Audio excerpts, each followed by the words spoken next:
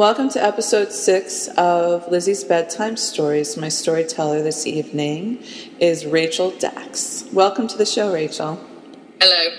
Yeah, you heard it. She does have a special accent. Where do you hail from? I'm from England originally, but I currently live in Wales, so UK. Okay. Alrighty, I pictured the map, and Wales is off to the left. Yes. That's quite good for an American. Yeah, you'd be amazed. Sometimes we know shit. It's bizarre. But also, I'm of Irish descent, so I've paid attention to the geography and also the history of the warring between, like, the Irish and the English. So I have somewhat of a knowledge in that area. So yeah. Apparently, fast forward to today, you have written a story for the show. I have indeed, especially for you. Thank you so much. That's just so cool. So can you set up the story a bit? Let us know where is it, and so we can be prepared as we listen.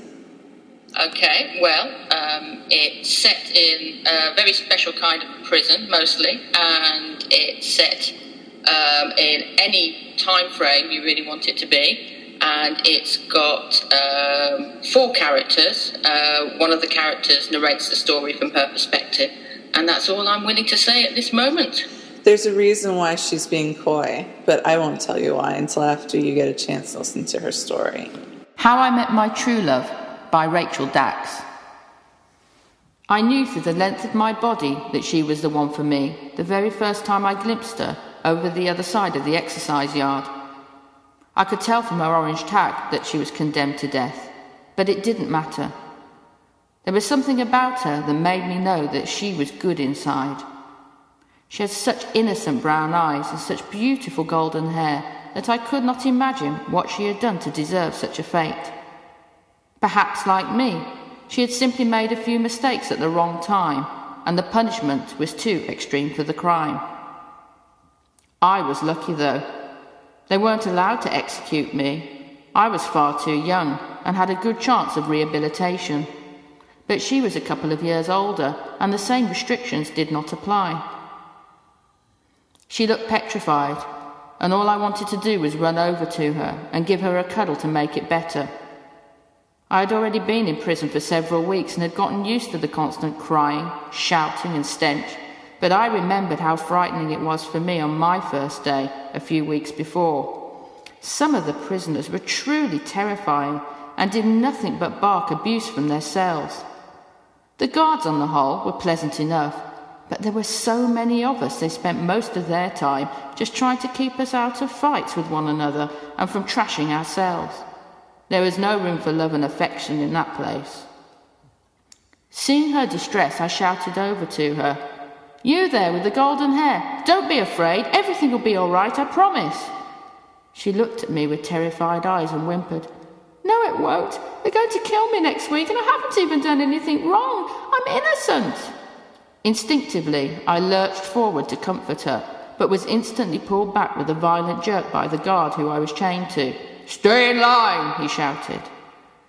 I gave him a dirty look, but he didn't notice. He had too many other prisoners to keep an eye on to worry about the expression on my face. "What's your name?" I asked gently, trying not to upset the guard again. "It's Cleo," she replied, looking at me in desperation.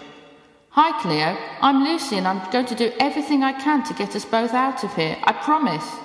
"That's enough," shouted the guard, yanking me again. Obviously, talk of escape is never a good idea in front of prison personnel, but I had to give her some hope. And I knew in that instant that I would do everything in my power and try everything I could over the next 7 days to get her free. There was no way I was going to let them kill her if I could help it. "Will you really help me?" she cried. "Yes," I replied swiftly. The look of gratitude she gave me made my heart break. "When will I see you again?" she asked softly. "Tonight, after dinner, I'll look out for you. They might even let us chat if it's a nicer guard on duty." I gave her a long, soft stare so she'd know she'd already won my heart, and she smiled back briefly before helplessness pervaded her face once again. When life is in the balance, there's no point holding back. I knew already that I was falling in love with her, and if nothing else, she would have at least that comfort while she awaited her fate. I was taken back to my cell then, and I lay down on my bed in despair. She was innocent, and they were going to kill her unless she was given a last-minute reprieve. At least I knew I deserved to be jailed. I had been a wild child and caused nothing but chaos and destruction, and eventually my parents had thrown me out on the street when saying sorry was no longer enough. It wasn't that I didn't love them. It was just that I got so bored and restless. They worked long hours, and sometimes I just didn't know what to do with myself in their absence. And that's when I would end up doing something that made them so cross that they'd hit me when they returned. One day, after a harsh telling off, we went for a long drive over to the other side of the city. My dad pulled me out of the car, then quickly jumped back in and drove off, leaving me alone and stranded, having no idea where I was. I was heartbroken. How could they do it to me? I loved them. I told them every day how much they meant to me. I showered them with kisses and cuddles. How could they just ditch me like that because I'd broken a few of their things? As I stood there, realizing I'd been thrown out for being too much to cope with, I simply allowed myself to weep. I had no idea what to do. The sun was setting, and I was frightened. I wondered for a while whether they were trying to teach me a lesson, that they'd leave me there for an hour thinking they'd gone, only to return and wrap their arms around me and tell me that all would be well again so long as I behaved from there on in. But that long hour passed, and so did another before I finally accepted that they had no intention of coming back. So I made it my ambition to find my home again and begged them to give me another chance. But I didn't actually know the way and was scared about approaching strangers in case I got attacked. So I started walking in the direction of the newly risen moon in hope that it would be shining on my house. Of course, that was easier said than done. As I tried to negotiate my way across the giant metropolis, tall buildings everywhere blocked my view of the moon. The pavements were bustling with people wielding shopping bags and briefcases. I dared not cross the road because the traffic was relentless, and I was certain I'd be knocked down flat. A few people gave me funny looks as I walked, lost and forlorn, along the pavement. I guess I stood out, but still no one tried to help. I wasn't old enough to know what to do, but no longer young enough for someone to realize I was in trouble. As twilight gave way to darkness, I still had no idea where I was. I noticed that the shop fronts were filling up with homeless people using them as accommodation for the night ahead. I was tired and thirsty and wondered whether I should ask if I could join someone, but I was too frightened, and frankly, every one of them I got close to stank. I think I must have gone round in a circle, because after another 2 hours of walking, I ended up back in an alleyway, not far from where my parents had dumped me in the first place. It was then that I began to howl. This was a bad idea. The worst thing you can do when cast out on the street in darkness is show your vulnerability. Within moments I was surrounded by a gang of males, and I knew they were going to attack me. They didn't even try to hide it. I looked around as they approached. There were 5 of them, all substantially bigger than me. I was terrified and realized that there was no way out. Within seconds they had me completely surrounded, and I froze, not knowing what to do. I was completely trapped. The biggest one amongst them looked at me with an evil glint in his eye. Even though I was relatively innocent about such matters back then, I knew that he planned to do more than just kill me, and I knew it was going to hurt. I do not know for sure whether there is a God in the heavens, or some kind of protector who comes to us in our hour of need, or whether in truth it's just a matter of luck as to whether we survive from moment to moment. But on that night it felt that someone somewhere was looking down on me and knew I needed help. For suddenly there was a bang so loud that all of us collectively jumped, only to see darts of colour shooting across the blackness of the night. A gap opened up amongst my group of startled assailants, and seizing the moment, I dashed through it and ran as fast as my legs could carry me. I may not have been as big as them, but I was young and I was fast. And no matter how hard they tried, they could not catch up, and eventually I was out of sight. By the time I stopped, my body was exhausted and my feet were covered in blisters, but I knew I was safe. I looked around me. The streets were quieter now, and those like me without a warm bed had settled down for the night wherever they could find shelter. I saw there was a large park not far from where I was, and made my way there and hid myself in a cluster of bushes out of sight, and fell asleep almost immediately in spite of the danger.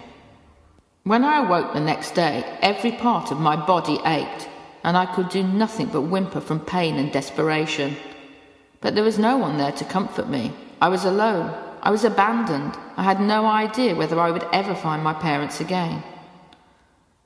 I lay there in the undergrowth for several hours before finally motivating myself enough to move.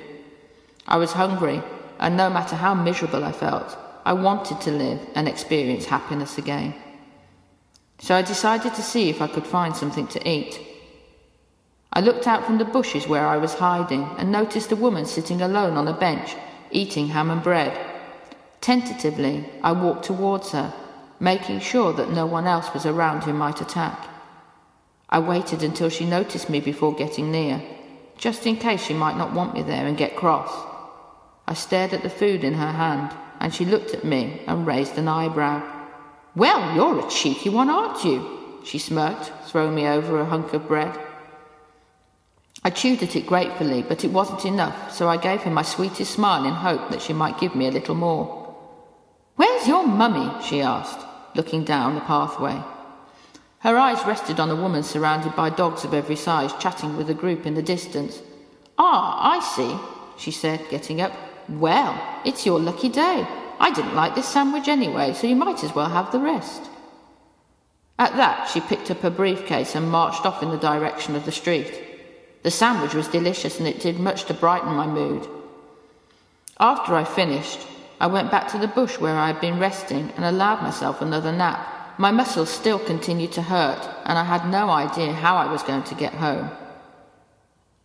The next time I awoke, it was already dark. I peered through the greenery and saw not far from me a pair of young men sitting at the same bench as the woman had earlier. They were eating food out of paper, and it smelled like fish. I tried not to move so that they would not know I was watching them. I was scared that if they saw me, I might come to some harm. They did not look friendly with their hoods over their heads, and I wasn't going to risk letting them know I was there. I didn't have to wait long for them to leave, and to my delight, they did not throw their food wrappings in the bin, but simply left them on the bench to blow away. So as soon as they were out of sight, I took my chance and went over. I was right, it was fish, and it was delicious, and one of them had even left a load of chips to boot. For the second time that day, I had been lucky.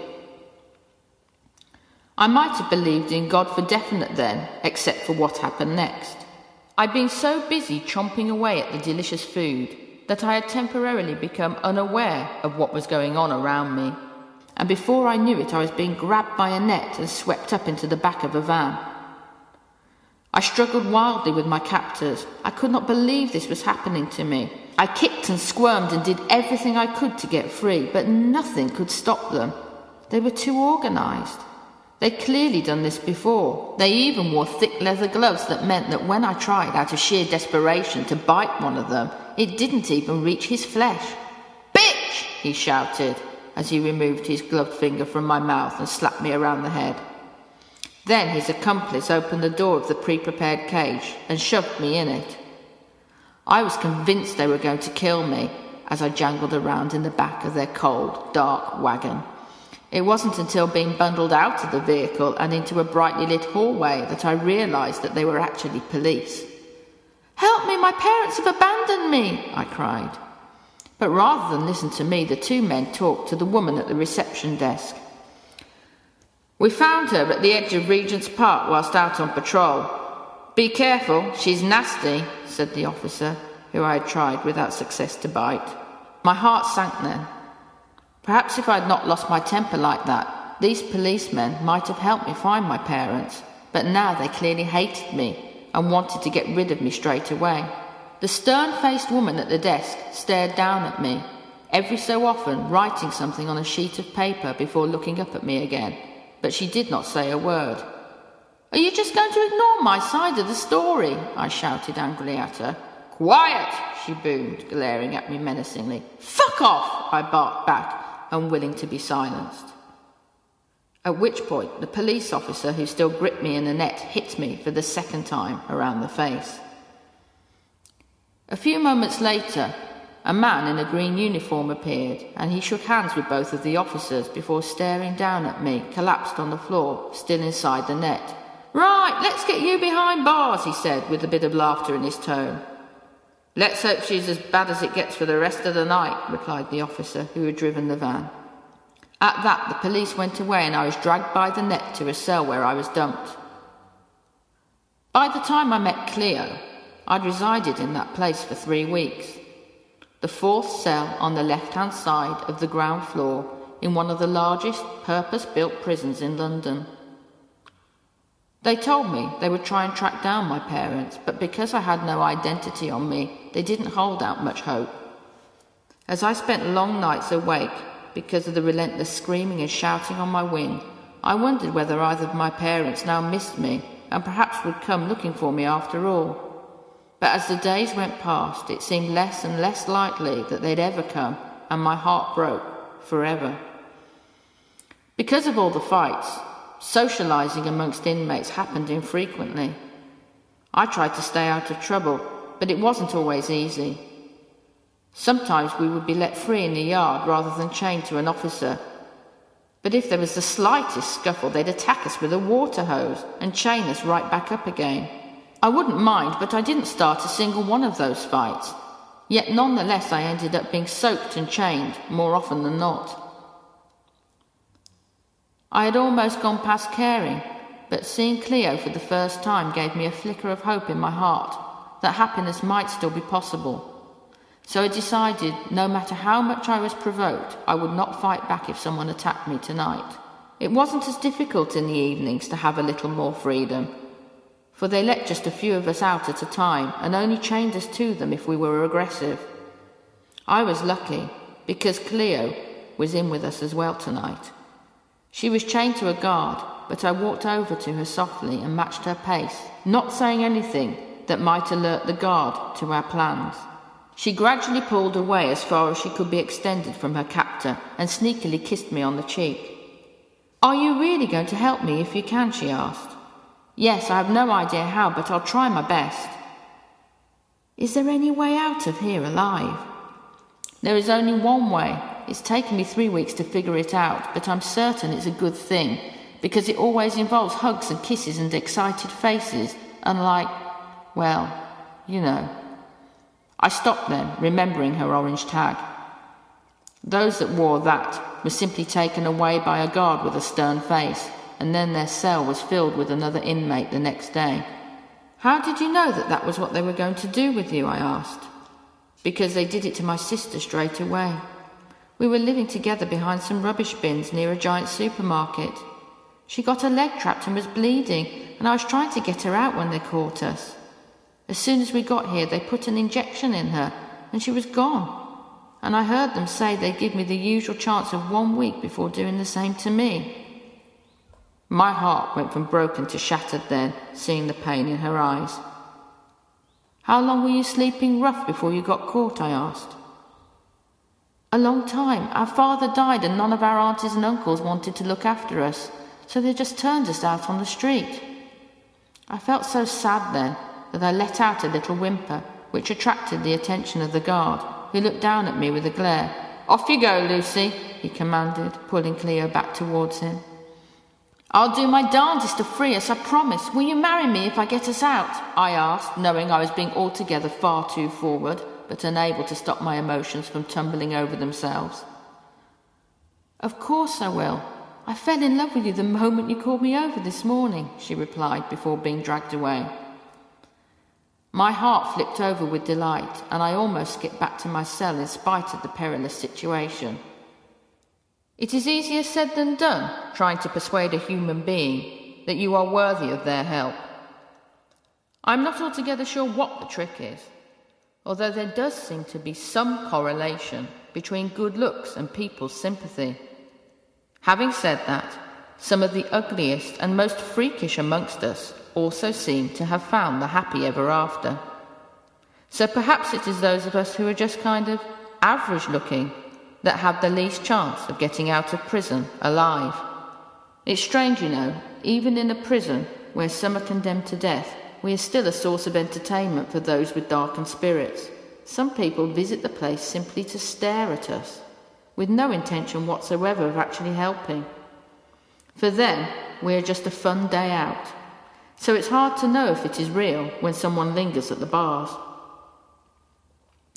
Then, even if they give a soft word, there's no guarantee that they will reach out with a permanent hand of love.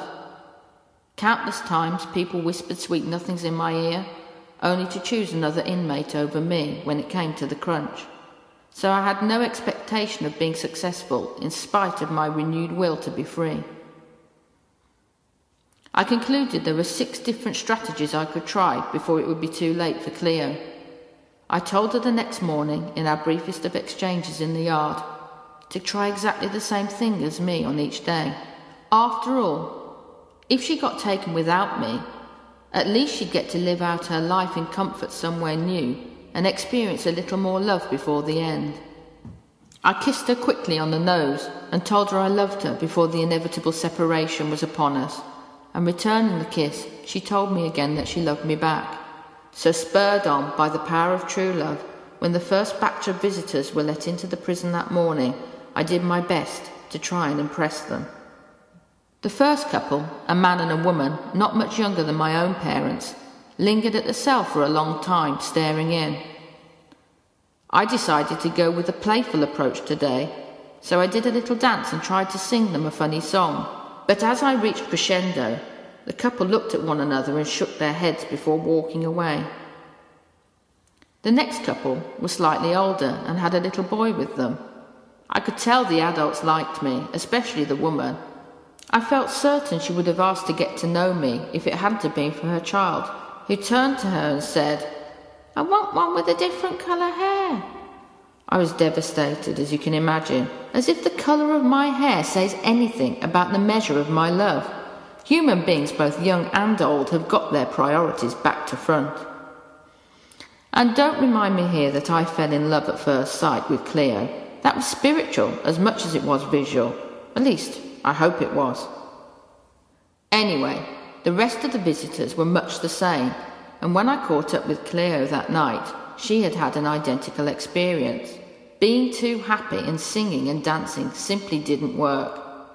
Again, we exchanged a few kisses, and this time a neck nuzzle before we were pulled apart by the guards, and I went to bed more determined than ever to get us free. The next day, we both tried being sad. This was a disaster. We both howled non-stop for the entire time people were allowed in to see us, but no matter how forlorn and desperate our cries, instead of being met with sympathy, it was looks of horror we received. But I was defiant by nature, so I insisted that we try the third strategy as arranged. So the next day, I simply sat at the bars and looked up with the biggest eyes I could muster. The first young man that came turned his nose up at me. "I want one with a bit more spirit than her. She looks terribly boring," he said to his mother. "Oh, I think she looks quite sweet," the older woman responded. "Well, you get her, and I'll get another one," the young man stated snappily. "I don't think so. Then I'll have 2 to look after whilst you go swanning off with your friends." At that, they disappeared without a second glance. I was sad that the flicker of hope was extinguished so swiftly, and when the next woman came to the bars, I did not have to work very hard to look sad and pleading. Time was running out for Cleo, and I was getting worried. The woman staring in at me was in fact the most unusual-looking woman I had ever seen at that point. She had very short red hair and dressed like a man, but just one glance into her eyes, and it was clear that her heart was so overflown with motherly love that her outward appearance had less consequence than the colour of my coat. This was the second time I had experienced love at first sight in a week, and I knew it was the same for her. Suddenly she was calling over to her friend, saying, It has to be this one. Look at those sad eyes. I could never sleep again at night if I walked away from her today." Her friend, who had equally short hair that was grey in colour, also wore men's trousers and a shirt. She came over immediately and linked the first woman's arm. "So, have we moved from pregnancy to giving birth, my dear?" she asked, smiling first at the woman and then taking a good look at me. As our eyes met, I saw her soul, and we exchanged a private moment of understanding. She was slightly older than the first woman and had a spirit that did nothing but celebrate the good things in life, I could tell. Instinctively, I pressed my face through the bars and kissed her hand. The smile she gave me in that moment sealed my fate, I know it. "She loves us," the first woman declared with delight, as I kissed her hand as well. "She does, and she's coming home with us today, I believe," said the second woman. My heart felt so much joy in that moment that I thought it might burst, and I almost forgot about Cleo. I knew I was going to be all right now, that I would never be thrown away again, even if I made a bad mistake. These women had pledged their hearts to me within seconds of seeing mine, and I would be with them until the very end. But they hadn't seen Cleo, and did not know that she would surely die if they didn't take her today as well. I tried to contain myself as they called over the guard and said they wanted to have me. I knew that everything was hanging in the balance now. If I made a mistake and was too aggressive, the women might have second thoughts and change their minds, in spite of having fallen for me. I could not risk that, but they had to know about Cleo. The guard came to my cell and put a leash on me and brought me out to see them properly. "We have to warn you that she did try to bite a police officer, but since then she hasn't shown any aggression towards humans. She has had a few scuffles with other dogs, though." "That's okay. She was probably just frightened when she got caught. We don't have any other dogs in our home anyway. Our last one passed away 8 months ago. We only want one," stated the younger woman. At this I tried not to panic, but I knew I had to act, or they'd simply go home without walking any further up the corridor. The moment the guard handed the younger woman the lead, I turned and kissed her on the hand again. I then turned to the older woman, who bent over to stroke me, and reached up and kissed her on the nose. Then, seeing that the younger one had not tightened the grip of the leash, I grabbed my opportunity and darted away. Cleo's cell was on the opposite end of the wing from mine, and I had to get to her. The women both made noises of surprise, and soon I heard the heavy boots of the guard running after me, telling me to stop.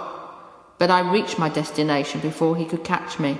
I found Cleo and put my paws up against the bars and told her to keep kissing me until someone prized us apart, and then howl in misery if they did. Within moments the guard was upon me, trying to pull me off, but the older woman had seen our kisses in time and was now telling him not to be so rough with me. I started howling, and so did Cleo as agreed, and the younger woman ordered the guard to let me go. She was startlingly commanding in her tone, and I was slightly surprised by it myself, but I took my opportunity to start kissing Cleo again, as passionately as I could through the bars. "Oh, look, they're madly in love with one another," said the younger woman, whose voice had changed to one of excitement. "And they've just done a right number on us," said the older woman, patting my head and giving me a wry smile. "We can't possibly separate them. And look how sweet the little golden one is." "Looks like we'll be taking home 2 lovebirds today," said the older woman to the guard, who simply stared at us all, dumbfounded. "Will you open the cell, please?" asked the younger woman impatiently.